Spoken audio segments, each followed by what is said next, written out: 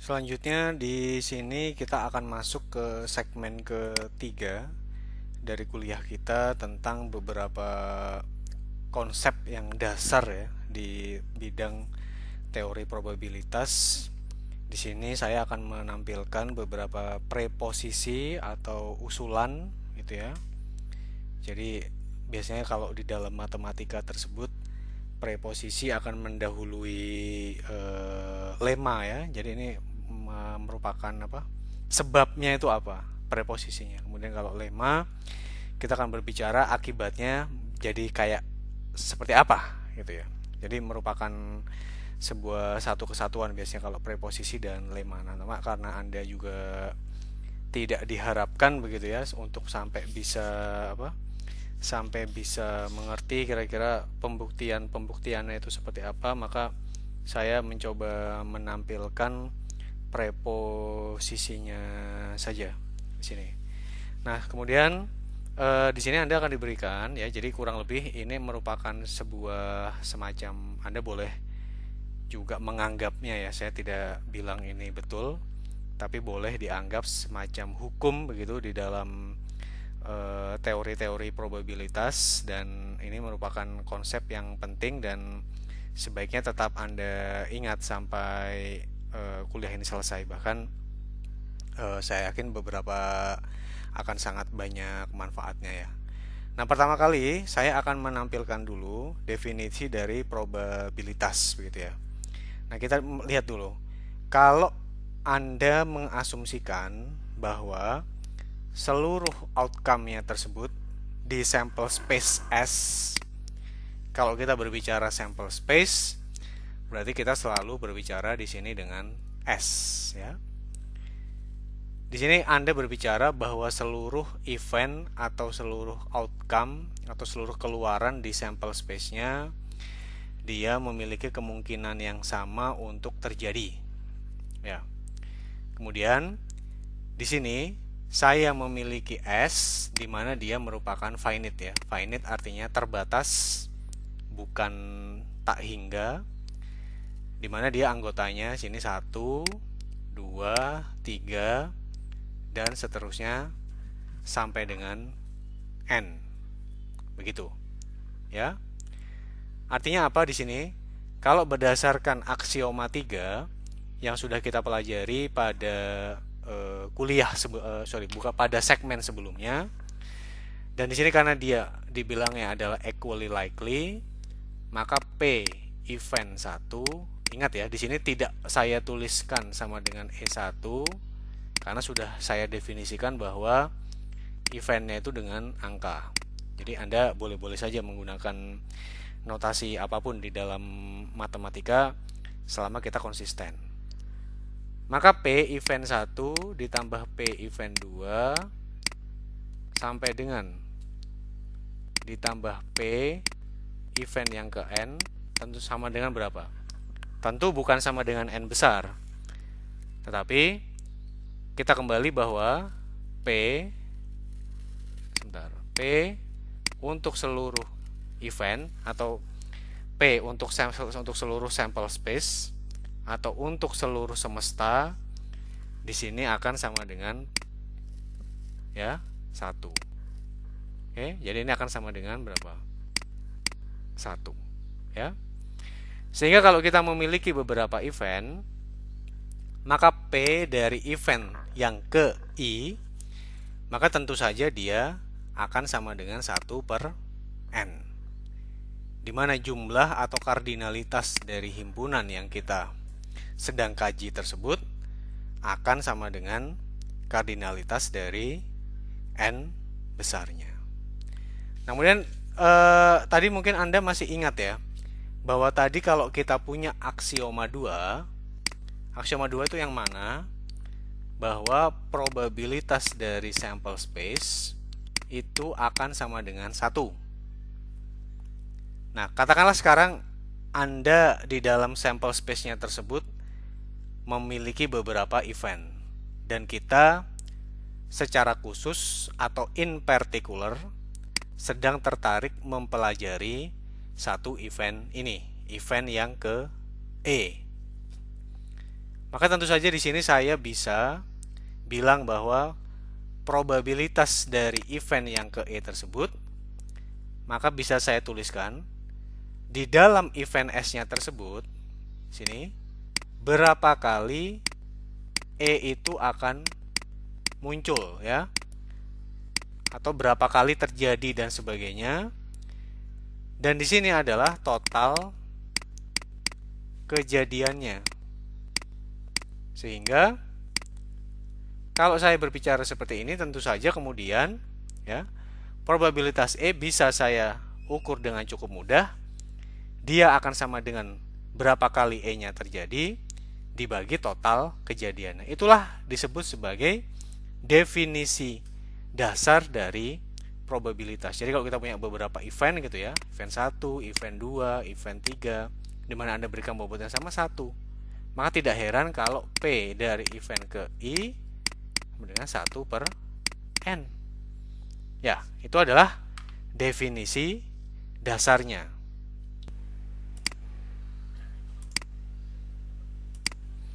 Di sini kemudian kita bisa menjelaskan gitu ya tentang definisi dari probabilitas ya. Jadi kalau kita di sini punya event begitu, misalnya ini ada A, I begitu, dimana kita punya misalnya I-nya sama dengan 1, 2, sampai dengan N ya. Nah, maka tentu saja di sini kita bisa tentukan bahwa ya, kalau probabilitas dari event A tersebut, maka tadi ini kalau kita berbicara dengan lambang seperti ini ya, maka Anda bisa bilang ini adalah semacam magnitude ya, atau besarnya, atau kalau di dalam set ya berarti kita berbicara jumlah setnya itu, atau kardinalitas itu juga bisa dianggap demikian gitu ya. Nah, di sini tentu saja di sini kalau kita berbicara tadi kita sampaikan bahwa PS itu sama dengan 1 ya. Berarti isinya S itu apa saja, semuanya berarti.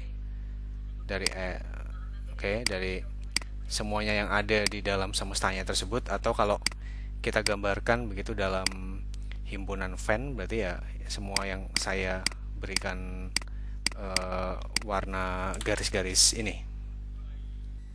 Maka di sini kata kuncinya adalah bagaimana kemudian kita bisa mendeskripsikan probabilitas untuk kejadian A tersebut ya. Dan coba saya ingatkan lagi, di sini ada beberapa terminologi begitu yang dipakai. Ini tidak berkaitan dengan formula ini ya, tetapi beberapa hal yang mungkin berguna. Misalnya kalau kita menggunakan di sini lambang seperti ini ya, itu berarti merupakan union ya, atau gabungan. Jadi katakanlah kalau I ini Anda ganti sama dengan 3, maka bagaimana? Tentu saja adalah A1 union A2 union A3. Sebaliknya kalau lambangnya seperti ini ini sampai ke N begitu.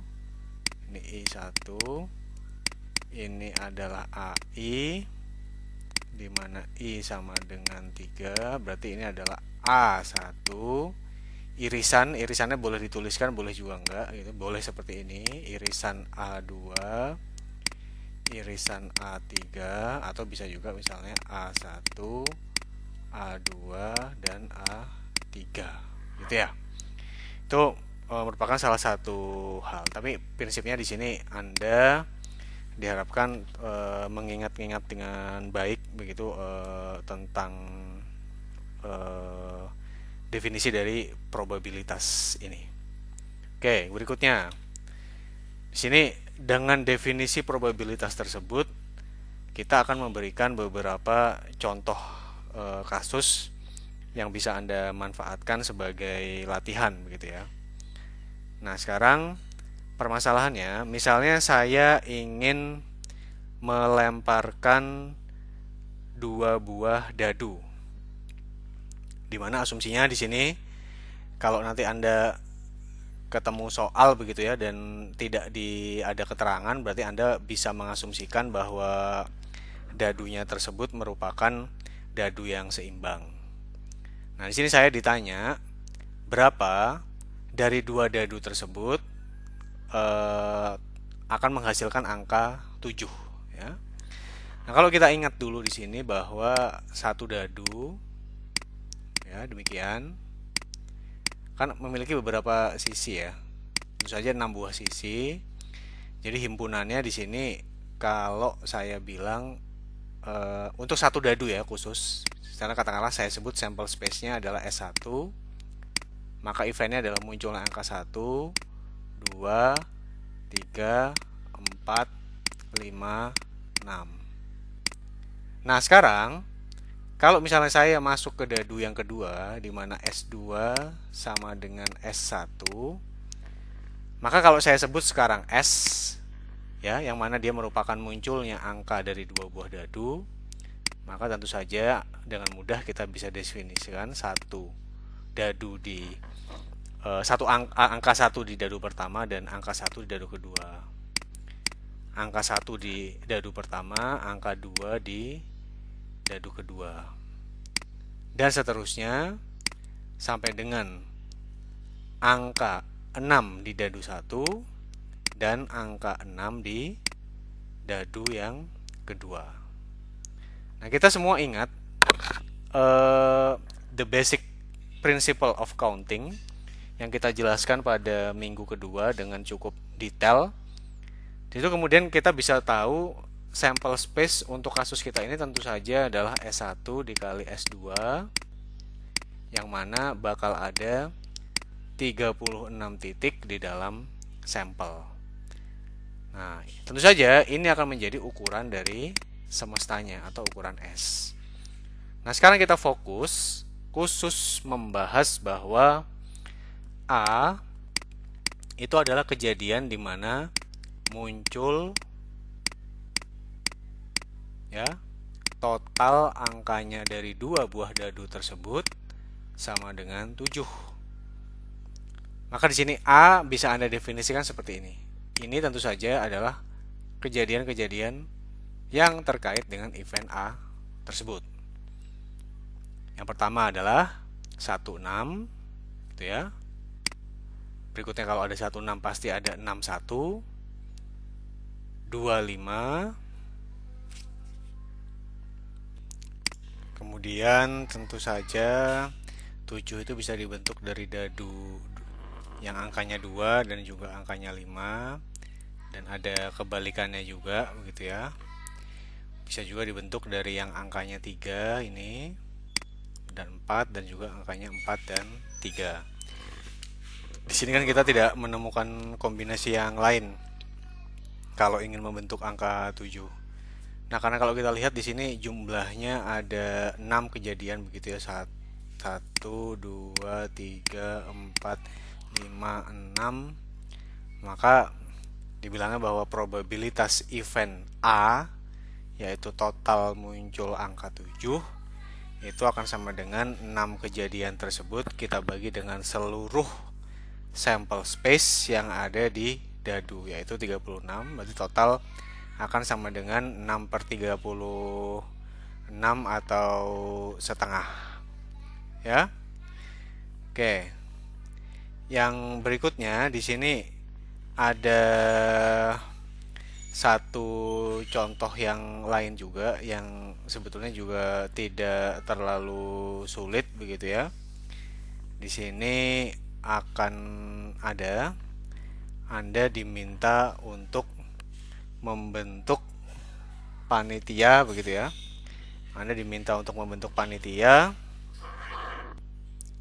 yang terdiri anggota panitianya tersebut ada 5 orang ya.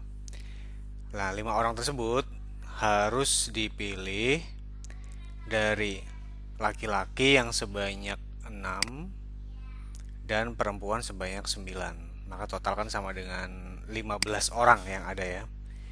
Jadi kita total kalau kita berbicara N adalah jumlah sampel yang ada 15 begitu. dimana N untuk laki-laki itu ada 6 dan N untuk perempuan ada 9 gitu ya. Nah, dari 5 tersebut ketentuannya ada aturan bahwa jumlah laki-lakinya harus 3 dan jumlah perempuannya harus sama dengan 2. Nah, maka di sini kalau kita kembali tadi ya, ini adalah magnitud atau kardinalitas dari eh, ruang sampel yang ada ya, sebanyak 1001, dan ini adalah magnitud atau kardinalitas dari kejadian spesifik yang sedang kita teliti ini. Nah, di sini bagaimana cara menghitungnya? Maka kita lihat ya, kita memiliki di sini 15 orang yang tersedia, di mana kita harus memilih 5 secara acak. Maka ini merupakan kombinasi dari 15 dan juga 5 gitu ya. Nah, kemudian kalau kita lihat, kita harus memilih 3 orang laki-laki dari 6 laki-laki yang ada, dan itu adalah menjadi kejadian yang pertama gitu ya. Dan kejadian yang kedua di sini adalah kita harus memilih 2 orang perempuan dari 9 orang yang tersedia. Nah, ini pun mengikuti prinsip dasar perhitungan atau the basic principle of counting, di mana ini kita kalikan dua kombinasi yang barusan kita hitung ini, kita akan mendapatkan bahwa probabilitas yang untuk kasus yang kita hadapi ini sebesar 240 dibagi 1001. Nah, itu salah satu contoh begitu dari aplikasi dasar dari probabilitas yang seharusnya Anda bisa mengerti dengan cukup baik. Nah, yang berikutnya, di sini kita memiliki 2 buah latihan begitu ya. Kalau yang pertama, saya yakin tidak akan terlalu sulit bagi Anda karena sangat mirip dengan apa tuh namanya? Dengan contoh yang barusan kita hadapi, di mana kita punya total sampelnya itu sebanyak, bisa Anda hitung begitu ya, kemudian berapa masing-masing harus dipilih. Cuma nanti kita akan melihat apakah ini bisa dikerjakan dengan cara yang lain gitu ya. Nah, yang kedua di sini ya. Yang kedua di sini ada keterangan bahwa ini bisa dibaca begitu ya. Soalnya tidak saya jelaskan, nanti saya jelaskan pada saat pembahasan, cuma saya kasih hint atau petunjuk bahwa ini bisa dikerjakan. Ruang sampelnya itu Anda bayangkan jumlah hari yang ada dalam satu kalender itu berapa kalau 1 orang. Maka kalau 2 orang tentu saja dua jumlah hari dalam satu kalender tahun itu bisa Anda coba relasikan antara 2 orang tersebut. Kalau kemudian N orang, maka jumlah ruang sampelnya menjadi bagaimana. Jadi coba itu difikirkan dengan mendalam. Nanti Anda saya perkirakan kalau bisa memahami petunjuk saya tersebut, bisa mengerjakan 2 latihan ini. Memang agak menarik ya, cuma saya tidak bilang sulit, cuma kita harus harus berpikir gitu, kira-kira seperti apa untuk penyelesaian. Nanti akan kita bahas di bagian sesi diskusi. Oke. Nah, sekarang kita masuk ke bagian terakhir dari kuliah kita ini, di mana saya akan mengusulkan beberapa preposisi begitu ya. Nah, di sini kita lihat gitu ya, kita punya preposisi yang pertama. Di sini disampaikan begitu ya. Kalau kita bilang kita misalnya punya 2 buah event begitu ya. Ini adalah event yang pertama, kita sebut sebagai E, dan ini adalah event yang kedua, E pangkat C. Ini dalam bahasa verbal disebut juga sebagai komplement dari event E. Ya.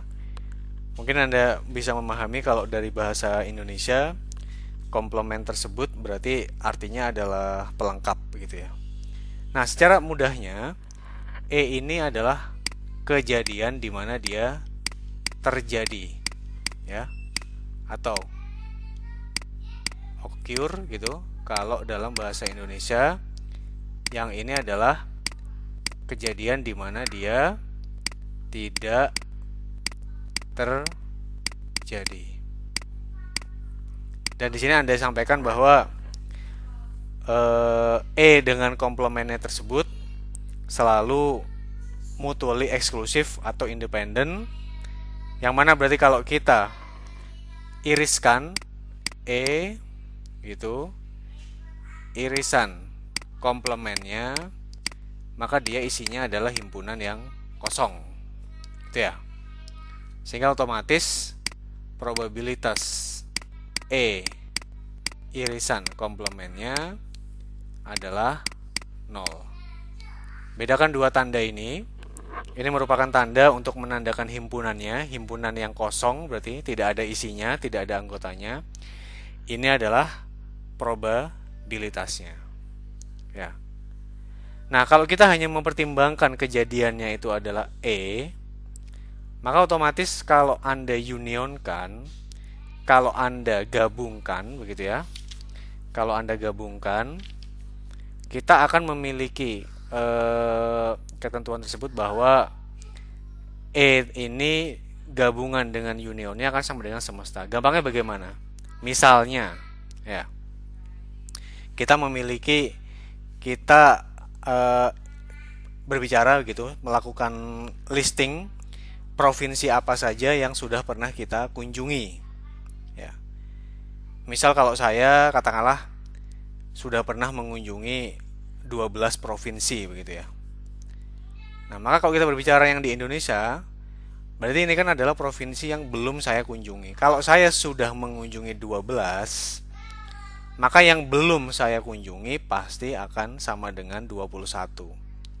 Dimana total dari magnitude-nya antara magnitude E dengan magnitude komplementnya tersebut akan sama dengan jumlah provinsi yang ada di Indonesia, sebanyak 33. Begitu pula kalau saya berbicara di bidang pilihan umum. Kalau E ini adalah partai yang saya pilih. Saya lupa ada berapa partai karena saya tidak memilih tahun yang kemarin. Saya terakhir memilih tahun 2004. Ya. Di sini katakanlah ada 12 partai begitu ya. Saya hanya bisa memilih satu, maka sisanya akan ada 11 partai dan total akan sama dengan jumlah semesta untuk partai yang ada di pemilu tersebut. Ya. Di sini kemudian kita bisa memanfaatkan aksiom 2. Di sini kita punya aksiom 2 kalau Anda masih ingat bahwa probabilitas dari sample space itu akan sama dengan 1. Dan di sini aksiom 3 ya. Anda bisa cek tadi bahwa probabilitas gabungan berarti adalah di sini yang dinyatakan di sini ya. Maka ini berasal dari aksiom 2, yang ini berasal dari aksiom 3. Aksiom 2 menyatakan tadi bahwa probabilitas sample space sama dengan 1. Aksiom 3 menyatakan bahwa probabilitas gabungan dari dua buah event yang mutually eksklusif. Tadi sudah kita nyatakan bahwa ini adalah event pertama, ini adalah event yang kedua komplementnya tersebut. Ingat ya, selalu pahami logikanya. Tadi contohnya ini adalah kita berbicara provinsi yang sudah saya kunjungi sebanyak 12 begitu. Ini adalah provinsi yang belum saya kunjungi. Berarti kan akan sama dengan 21. Maka total kan sama dengan semestanya. Maka apa di sini kemudian? Artinya, probabilitas terjadinya sebuah event, yaitu saya mengunjungi provinsi yang sudah saya kunjungi 12, ditambah probabilitas provinsi yang belum saya kunjungi akan sama dengan probabilitas seluruh sampel space-nya atau semestanya. Ya. Karena di sini PE ditambah P komplement E sama dengan PS begitu, ya. Yang mana dia sendiri sama dengan 1, maka ini kan sama dengan PS begitu. Maka Anda bisa pahami bahwa persamaan yang di bawah ini dengan persamaan yang baru saya tuliskan pada prinsipnya adalah sama. Artinya probabilitas sebuah event yang tidak terjadi itu sama dengan probabilitas seluruh sampel space atau 1 dikurangi probabilitas terjadinya event tersebut. Ini merupakan preposisi 1 ya, yang sebetulnya straightforward, cuma saya tadi coba memaparkan kalau secara logika dia bagaimana supaya Anda bisa lebih mengerti. Sekarang kita masuk ke preposisi yang kedua begitu ya. Dimana disampaikan di sini kalau ada dua buah kejadian gitu ya. Kejadian E itu berada di dalam kejadian F. Oke, kalau saya bilang seperti ini berarti maksudnya ini juga secara tidak langsung menandakan himpunan ya. Berarti himpunan kejadian E itu berada pada himpunan kejadian F. Maka menurut preposisi 2 ini probabilitas ya, probabilitas dari E itu tidak mungkin lebih dari probabilitas F. Maksimalnya dia akan sama dengan gitu ya. Nah, ini kalau Anda tidak paham logikanya, saya khawatir Anda akan menghafalkan, maka coba kita telusuri satu persatu ya. Sekarang, kalau saya bilang misalnya ini adalah himpunan semestanya begitu, apakah E yang berada dalam F itu seperti ini? Kalau kita gambarkan, apakah menurut Anda ini E berada dalam F? Ya, jawabannya ada tidak. Mengapa demikian? Ya, yang berada dalam F hanya bagian yang saya arsir ini. Kalau dia dibilangnya adalah E berada dalam F, maka seluruhnya harus berada dalam F. Maka lebih mudah kalau saya menggambarkan yang besar itu adalah F begitu. Ya. Sedangkan yang ada di dalamnya dia adalah kejadian atau set himpunan dari E. Nah, maka kalau dengan seperti ini kita bisa menuliskan bahwa himpunan E itu berada dalam himpunan F. Gitu. Ya. Nah, sekarang bagaimana kita bisa membuktikan preposisi ini secara matematis? Nah, caranya sekarang sebetulnya tidak terlalu sulit ya. Kita hanya perlu melakukan sedikit otak-atik gitu. Nah, tapi sekarang bagaimana kalau misalnya saya menuliskan F itu dengan cara seperti ini? F, himpunan F itu akan sama dengan himpunan E gabungan atau union dari irisan antara komplement E dengan himpunan F. Oke. Sekarang supaya mudah kita menyelesaikan bagian yang ini dulu. Ya. Dimana untuk mempermudah sekarang saya akan memberikan dengan saya akan memberikan dengan tanda yang diarsir ya. Sini itu mengindikasikan dia adalah komplement dari E. Oke. Kita lihat nih sekarang. Kita kan memiliki semestanya kan hanya yang terkait dengan dua himpunan ini. Karena kita berada pada dua himpunan ini saja, maka ya kita bisa bilang bahwa komplemennya dari E itu adalah yang sedang kita arsir ya. Jadi ini adalah komplement dari E, perpotongannya itu ya. Sehingga apa yang kita bisa bilang F ini kan mencakup semuanya ya. F ini mencakup semuanya, begitu ya. Maka otomatis irisan ya, irisan antara F dengan komplement dari E tidak lain kan sama dengan yang saya arsir. Sama saja kan? Irisannya persis yang saya arsir karena dia tepat ada di dalamnya. F semuanya satu lingkaran penuh termasuk yang berwarna putih. Sedangkan komplement E hanya yang diarsir.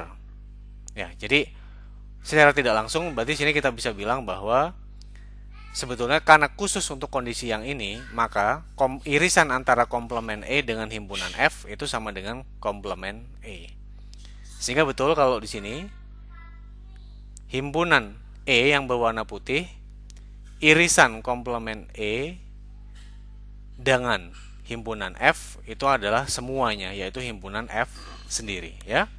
Saya yakin kalau Anda belum mengerti, kemudian Anda mengutak-atik secara visual ya, Anda pasti paham. Kalau tidak, coba diulang-ulang lagi, coba diutak-atik sendiri. Nah, oke.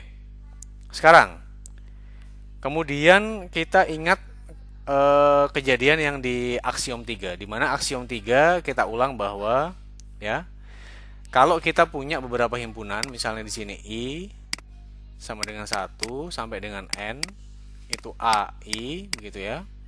A itu adalah kejadian. Kalau dia mutually eksklusif, begitu.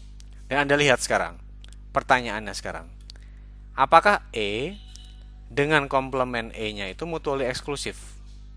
Secara visual kita bisa bilang tepat sekali, ya. Karena sama sekali tidak ada irisannya antara dua hal tersebut. Coba Anda lihat, mana irisannya antara himpunan E dengan komplement E tersebut? Sama sekali tidak ada. Ya. Maka kita pun bisa memakai aksiom 3 tersebut karena memang dia mutually eksklusif. Sama dengan apa? Sama dengan penjumlahannya dari I1 sampai dengan N. Sehingga kalau kita bisa tuliskan di sini, maka probabilitas kejadian F gitu ya akan sama dengan, oke, kita lanjutkan karena tadi tiba-tiba menghilang gitu. Kita coba tuliskan lagi. Tadi ya di sini kita punya ada himpunan F begitu yang di luar ya. Sorry. Yang di dalam di sini adalah himpunan E. Maka yang saya arsir di sini ya itu adalah komplement E. Dan dalam kasus ini bisa juga saya tuliskan komplement E irisan dengan himpunan F tersebut. Ya. Dimana tadi coba saya tuliskan F-nya berarti sama dengan himpunan E ya. Union irisan antara komplement E dengan himpunan F tersebut. Ya. Tadi kita sudah bilang bahwa ya, E dengan komplement E tersebut merupakan sesuatu yang mutually eksklusif karena memang tidak ada irisannya. Maka berdasarkan aksiom 3, berarti probabilitas himpunan F itu akan sama dengan probabilitas himpunan E ya ditambah probabilitas antara irisan dari komplement C dengan F. Ya. Sini. Nah, sekarang ya, kita kan perlu membuktikan ya, apakah PE di sini lebih besar sama dengan dari PF. Nah, otomatis di sini kita bisa lihat apakah kalau kita punya term A di sini dan penjumlahan antara dua hal ini, kita bisa bilang ini term B. Apakah memang di sini P A itu lebih besar dari P B? Ya. Nah, sekarang kita kan bisa memakai prinsip pembuktian secara negasi. Ini akan ditolak jika bagaimana? Jika dia paling besar bernilai 0 atau paling sedikit bernilai 0 ya. Kalau dia bernilai nol kan berarti atau masih diterima ya. Karena gini, kalau dia bernilai negatif begitu ya. Kalau dia bernilai negatif ini kan tidak bisa diterima lagi karena PF-nya akan lebih kecil. Nah, tidak mungkin negatif probabilitas. Dan kalau kita lihat, tapi yang terpenting ya, mengapa kemudian kita bisa yakin bahwa probabilitas komplement E diiriskan dengan F itu lebih besar sama dengan 0? Ya Anda lihat saja. Kalau tadi kan kita berbicara antara ya, dari tadi kita berbicara komplement C diiriskan dengan F. Ini kan ada ruangnya, ada isinya. Maka secara otomatis dia pasti ada probabilitasnya. Artinya secara visual atau secara fisik pun ada. Jadi di situ kita sudah bisa membuktikan preposisi yang ini. Jadi intisarinya kalau sebuah himpunan itu berada di dalam himpunan lain, pasti probabilitasnya lebih kecil sama dengan himpunan yang melingkupinya tersebut. Ya. Contohnya apa? Kalau kita berbicara masalah Indonesia dan ASEAN begitu ya. Nah, Indonesia kan ada di dalam ASEAN. Kan kejadiannya lebih kecil daripada seluruh negara ASEAN yang ada. Itu salah satu contohnya. Oke. Sekarang kita masuk ke preposisi yang berikutnya, di mana ini merupakan preposisi yang sangat penting begitu ya. Nah, sekarang bagaimana kalau dua buah kejadian? Di sini kita lihat ada kejadian E, ada kejadian F. Gitu ya. Ini E, ini F. Maka yang berada di tengah-tengahnya sendiri ya. Kalau ini saya kasih tanda yang berwarna kecil, ini 1, ini 2, ini 3. Maka yang 2 itu kan mengindikasikan dia merupakan irisan E dengan F. Atau Anda tulis seperti ini juga bisa. E irisan F. Sama saja secara matematis. Ya. Nah, sekarang di sini disampaikan bahwa probabilitas gitu gabungan antara E dan F, dan sekarang kita lihat bahwa E dan F tidak lagi mutually eksklusif karena dia punya irisan, artinya dia bersinggungan gitu ya. Dia bukan lagi sesuatu yang saling bebas seperti pada kasus-kasus kita yang tadi begitu. Oke. Dalam kasus yang begitu, sekarang bisa dibilang bahwa probabilitas gabungan antara E dengan F merupakan probabilitas E semuanya begitu ya, ditambah probabilitas F, tetapi Anda ingat harus dikurangi dengan probabilitas irisannya tersebut ya. Nah, itu untuk kasus yang mutually eksklusif. Untuk kasus di mana E dan F dia itu independen gitu, maka kalau Anda ditanya berapa irisan E dan F, maka Anda bisa memakai formula yang ada di sini. Nah, sekarang bagaimana kemudian kita khusus ya membuktikan preposisi tiga ini, begitu ya. Bagaimana kita bisa membuktikan preposisi ketiga? Khusus perhatikan yang ada di sini, PUF sama dengan PE ditambah PF minus PF. Ya. Sekarang kita bisa menuliskan union antara E dengan F. Boleh saja kita tuliskan menjadi ya, union antara E dengan apa? Irisan antara komplement C dengan F. Sekarang kita lihat satu persatu. Kalau ini adalah ya, kalau yang seluruh bulat ini adalah, kita bisa bilang adalah dia E-nya ya, maka yang disebut sebagai ya, yang disebut sebagai komplement dari E adalah yang saya arsir ini. Nah, khusus untuk kita kasus ini kalau Anda lihat secara visual ya, jangan dihafalkan tapi dilihat logikanya.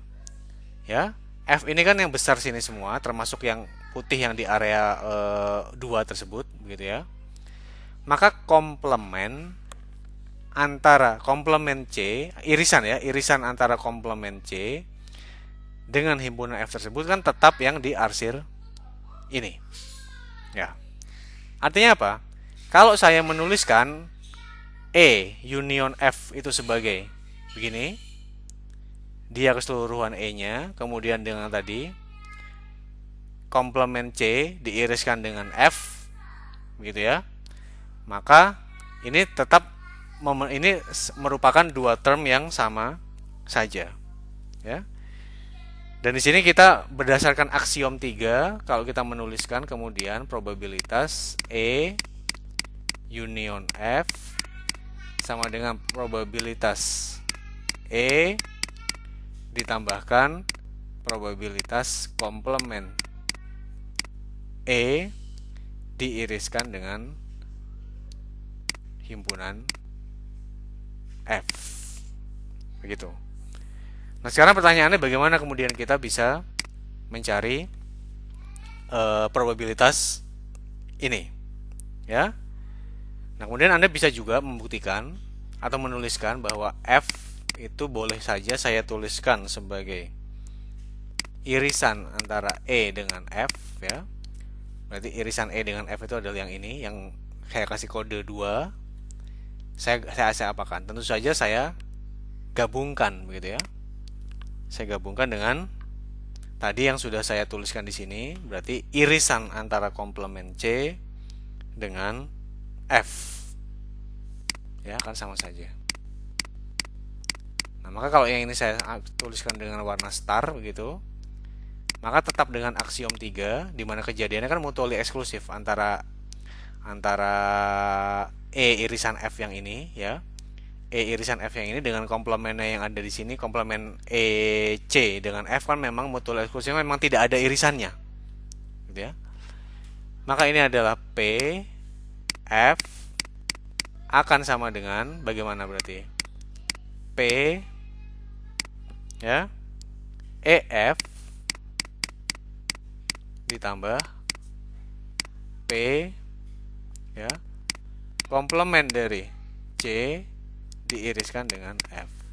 Kalau saya ambil termnya, saya balik, kita kan tujuannya mencari yang ini, gitu. Maka ECF akan sama dengan PF ya dikurangkan dengan PEF. Maka kalau saya tuliskan di sini bagaimana kemudian kita tuliskan ini?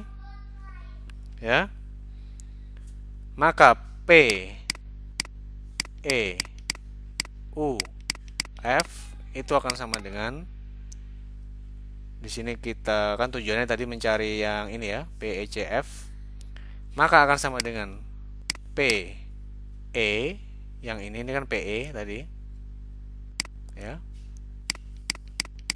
Karena bagaimana kemudian P E komplement C diiriskan F, dia akan sama dengan ditambah P F dikurangkan dengan P E irisan F. Maka kita lihat apa yang sudah kita tulis barusan di sini, ya, itu sama dengan preposisi 3. Anda perhatikan yang ini saja, ya.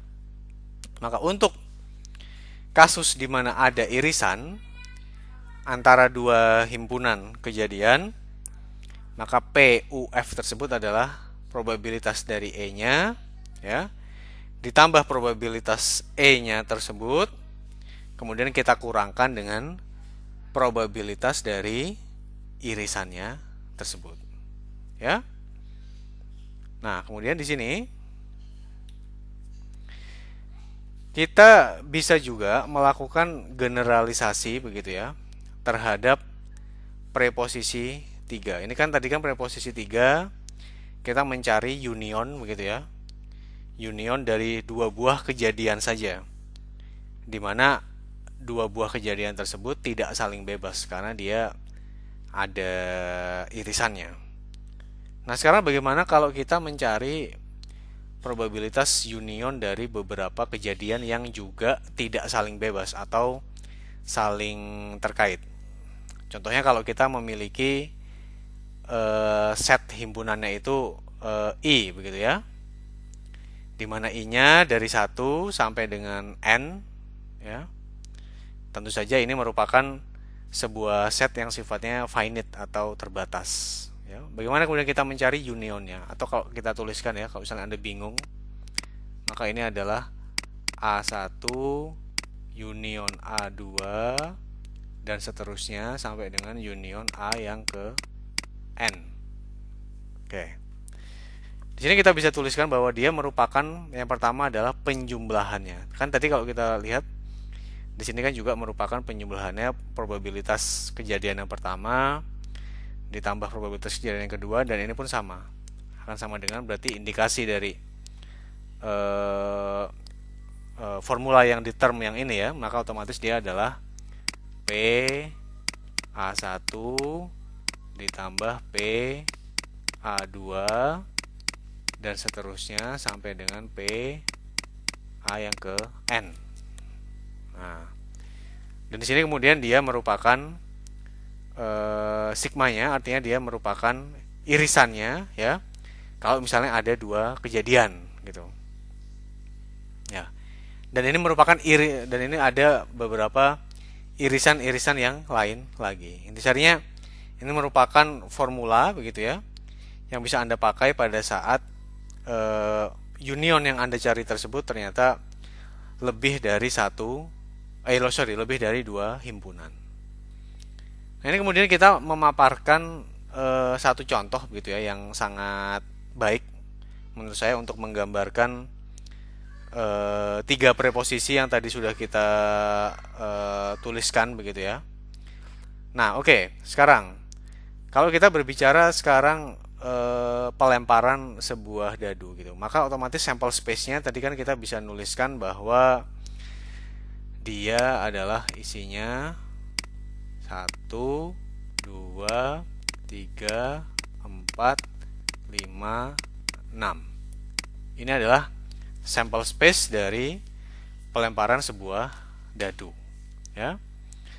Sekarang bagaimana kalau kita punya kejadian begitu di mana E adalah munculnya bilangan-bilangan ganjil di sini, maka E-nya adalah 1, 3, 5 ya, itu adalah E. Dan kemudian yang di sini kita punya F, itu adalah munculnya bilangan prima. Ini F ya. 2, 3, 5. Nah, dengan demikian kita bisa lihat bahwa gabungan antara E dengan F, maka otomatisnya adalah 1, 3, 5 dan juga 2. Atau 1, 2, 3, 5. Sehingga irisannya tadi adalah kalau kita iriskan antara E dengan F, maka dia adalah tinggal sisa 3 dan 5-nya. Ini ada 4 kejadian. Ini ada 2 kejadian. Dimana kalau Anda tidak boleh lupa bahwa magnitude atau kardinalitas dari sampel space-nya adalah 6. Ya. Kemudian bagaimana kita bisa mencarinya yang ada di sini? Maka kita lihat bahwa probabilitas ya, probabilitas dari E-nya tersebut gitu ya, akan sama dengan probabilitas F, sama-sama dia 3/6 atau setengah ya, dibagi S-nya jangan lupa. Nah, kita dapat 6-nya itu dibagi dengan S-nya. Kemudian irisan antara E dengan F berarti ada 2 anggotanya dibagi seluruh sampel space atau semesta yang ada dibagi 6, berarti 2/6 atau 0,33 atau sepertiga ya. Union E dengan F berarti kan ada 4 anggotanya tadi. 4 dibagi 6 atau 0,667 dan seterusnya. Union antara E dengan F bisa kita hitung juga di sini probabilitas E, berarti E berapa? E kan berarti kan sama dengan 1/3 ya. Sorry. E sama dengan 3/6 kan di sini 3/6. E adalah 3/6. Anda lihat F berapa? F di sini kita lihat juga sama dengan 3/6. Nah, karena dia merupakan kejadian yang tidak saling bebas, dia ada irisan. Anda kemudian bisa lihat berapa irisan yang ada sekarang. Irisannya tentu saja hanya ada 2. Di sini 2/6. Ya. Nah, itu cara kita bisa melakukan perhitungan. Sehingga kalau ini ada 6 begitu ya. Berarti 3 totalnya adalah 6. Kalau kemudian kita kurangkan 6 kita kurangi 2, maka ada 4/6, berarti total adalah 2/3. Atau sama atau 4 ya, 4/6 kan 2/3 atau 0,667. Nah, itu adalah salah satu aplikasinya. Anda bisa membuktikan bahwa ternyata hasilnya sama saja, ya. Nah, ini merupakan sebuah latihan yang bisa Anda kerjakan, kemudian akan kita bahas di diskusi. Kurang lebih itu adalah materi saya mengenai dasar-dasar atau konsep dasar probabilitas. Selanjutnya silakan Anda pelajari dengan baik. Pada saat ada yang tidak mengerti, silakan ditanyakan.